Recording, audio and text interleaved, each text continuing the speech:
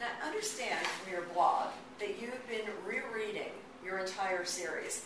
And I'm just curious, where are you on that reading experience, and what has it meant to you as you go back and reread your own work? First of all, let me tell you why I did that. Because I always believed, why in heaven's name would an author go back over territory that he's already covered and can't do anything about anyway? And I launched on the project because my publisher is reissuing all of my backlist in lovely new trade editions. And I wanted to blog about that, to let readers know what kind of an experience it might be for me to revisit this old ground, the old ground, and see what I thought about it from a new perspective. Do you know, the first thing that I would have to say about it is simply this: I get a lot of it right. It's good. I'm very pleased to see that, at least for me as a reader, the series holds up book to book to book. I think Cork from the get-go is a compelling character. I like the family dynamics that I created early on.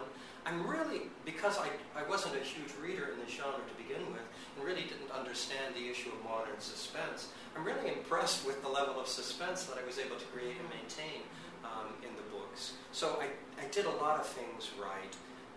Are there things that I would have changed looking back? I think mostly what I would have done is put in fewer adjectives and adverbs.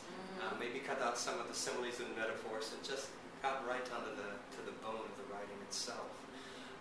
But I'd have to say that's really the only quibble I have, is just sometimes overwriting, which we're all authors are guilty of on occasion. But now, what book are you up to now?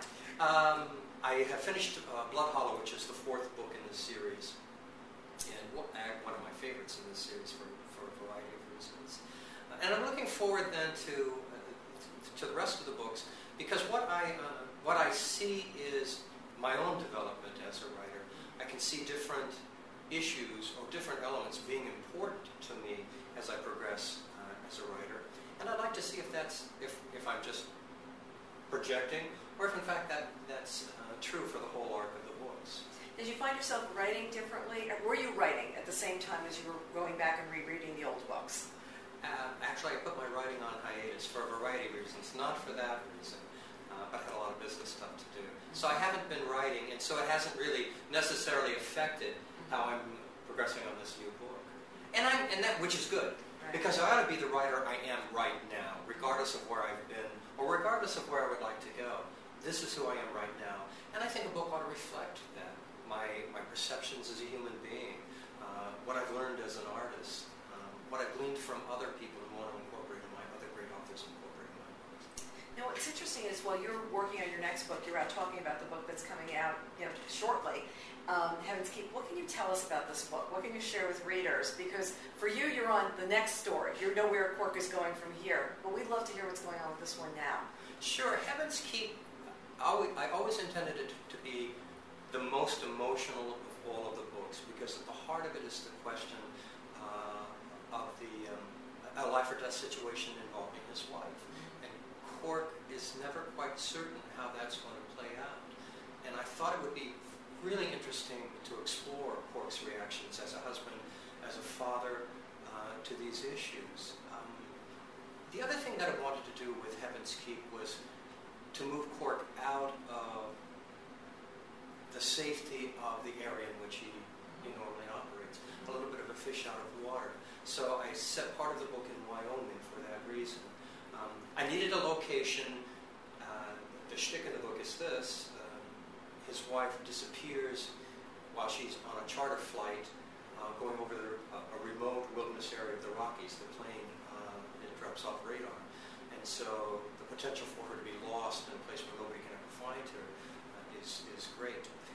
And I needed a place where that could happen, where logically that could happen, between Minnesota and somewhere. The Rockies serve the purpose in large measure because it's that kind of geography, but also because I know Wyoming. I was born there. I spent a lot of time in Wyoming. So it was another area that I was greatly familiar with. So it was fun. It was fun using two locations that are similar for Cork, in fact. The Minnesota northwards, very rugged, very remote.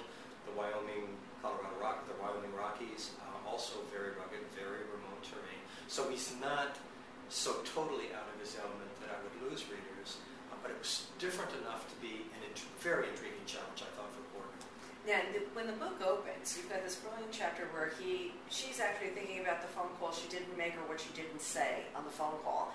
And it immediately sets up suspense right from the beginning because you're seeing that, well, what is going to happen? Do you write in sequence? Did you write that opening chapter first, or did you go back later on and add that? How do you write? That opening sequence is really a very standard element of the Cork O'Connor series. It's a prologue, and I almost always use a prologue in the books, whether I call them prologues or not. Sometimes I label them chapter 1, but they function as a prologue. And they exist in order to grab the reader and pull the reader into the story by giving them something that they're going to have to think about through the whole rest of the book. And when it finally comes into play, it is a very significant realization on the reader's part. I always knew I was going to open the book with a question. In that scene, in fact, we see Cork imagining Joe's plane plummeting to Earth. And the question right from the get-go is he going to find her? Is he going to find her? And I wanted that, I told you, I wanted this to be an emotional book. And from the beginning, as we see Cork imagining this tragic end to his wife, we're let in on how deeply that affects him. And so that profound emotion and that question, is this really how the story what's driving the book? It's going to what's driving the whole story. You had me at the beginning. Okay. You had me at the first page. One question, I guess it was Thunder Bay, was the first time that you started writing him in his first person. And it changed the tone of the book. It changed the whole way that you were reading, that whole reader experience. I'm so glad to hear that. Yeah. What was that? I'm sure it was a very conscious decision. Why? Why did you move to that? For readers who are familiar with my series, they may or may not be aware that typically I structure a book from the narrative from many points of view. Usually you see it from Cork's, you see it from Joe, his wife's, and you'll see it from another important character in the narrative. I wanted to challenge myself. I have always wondered what it would be like to write a first-person narrative. A much more difficult, I think, way of telling a story because you're so limited in how you can get information to the reader. Everything is seen through your protagonist's eyes. So you're always having to play fair with the reader in terms of grounding them profoundly in how Cork or your protagonist gets the information. I wanted to hear what it would be like for Cork to tell this story. I wanted to know what his voice would sound like.